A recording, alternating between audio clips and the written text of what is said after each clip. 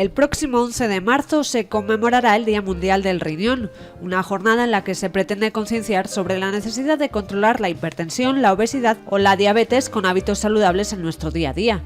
Eso es lo que propugna Pilar Fraile. La nefróloga es la protagonista hoy del Café Televisión. Confiesa que la enfermedad renal crónica es silenciosa, de ahí la importancia del control y del diagnóstico precoz. En la actualidad, el Complejo Asistencial de Salamanca realiza trasplantes renales de donantes cadáver y es centro de referencia regional de donantes vivos.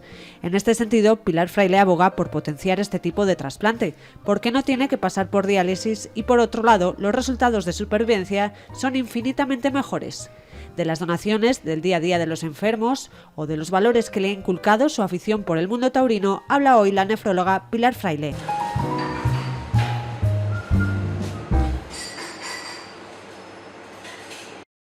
La enfermedad renal crónica es una enfermedad silenciosa.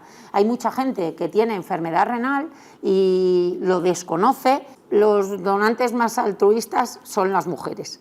Y suele existir un perfil de donantes mujeres en torno al 60%. Si su mortalidad es tan alta como del 30%, creo que deben de ser una población prioritaria a vacunar. Yo siempre digo que a mí el mundo del toro, para ser médico, me ha enseñado muchísimos valores. Me ha enseñado la constancia, me ha enseñado la perseverancia, que yo se la veo a mi padre como ganadero. La gente que está diagnosticada ya de enfermedad renal crónica, pues aprenda a controlar los factores de riesgo, como la hipertensión, la diabetes, la obesidad, el dejar de fumar.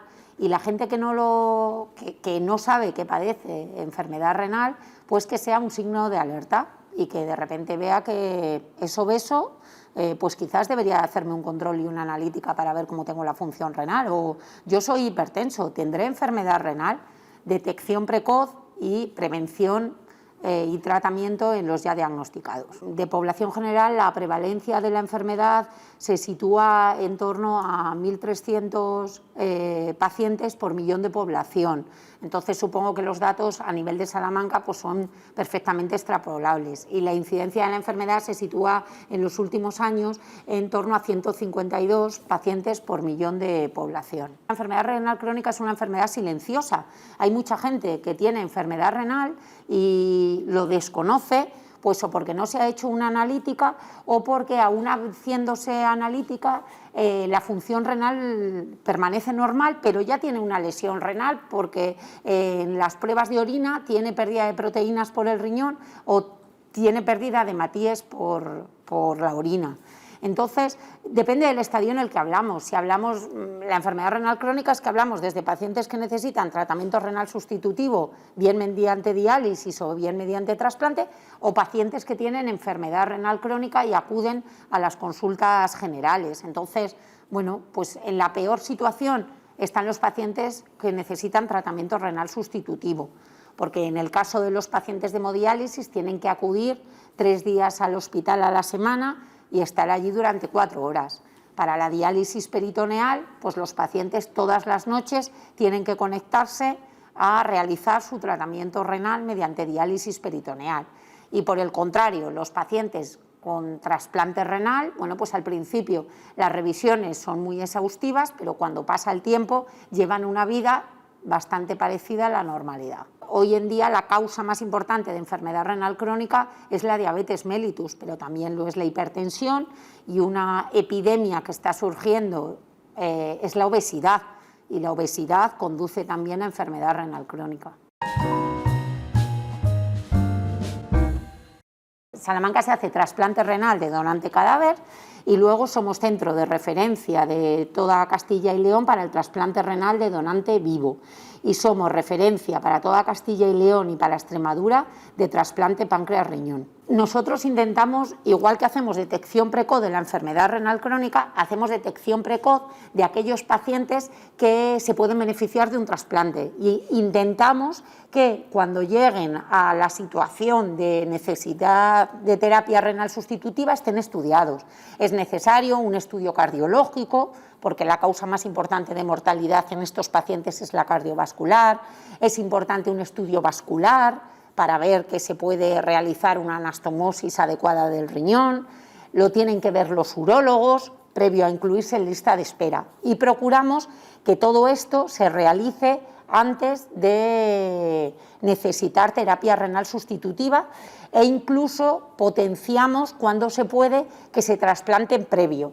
Pero es cierto que hay que considerar que hay que dar un plus de prioridad al paciente que ya está en diálisis. Por eso existe la opción del trasplante renal de donante vivo que nos permite realizarlo antes de que el paciente necesite terapia renal sustitutiva. Los donantes más altruistas son las mujeres y suele existir un perfil de donantes mujeres en torno al 60%. Suele ser el caso de la mujer que se lo da al hijo o la esposa que se lo da al marido, porque además hay que tener en cuenta que la enfermedad renal crónica es más prevalente en los varones. Es cierto que en España falta potenciar el trasplante renal de donante vivo, quizá porque la gente, como es un país solidario y tiene conocimiento de que existe mucho trasplante renal de donante cadáver, pues permanece en la retaguardia.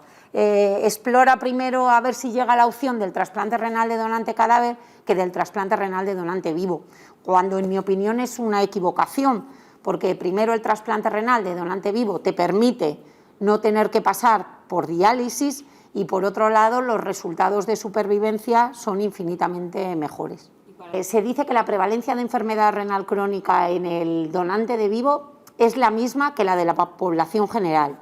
Si esa persona ya tiene algún factor de riesgo cardiovascular, como puede ser hipertensión o que sea obesa, el riesgo puede estar un poquito incrementado.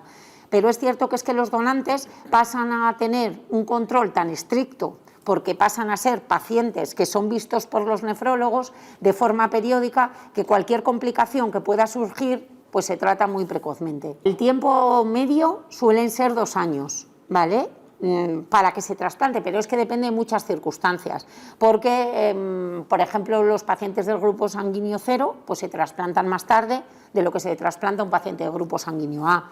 Entonces, claro, son 2 años de media, pero hay gente que espera un mes y otro paciente que si ha tenido embarazo, si es mujer y está sensibilizada, pues al estar sensibilizada puede tardar 4 años. Intentamos minimizar los tiempos de isquemia. El tiempo de isquemia fría que existe de media en España es de 18 horas.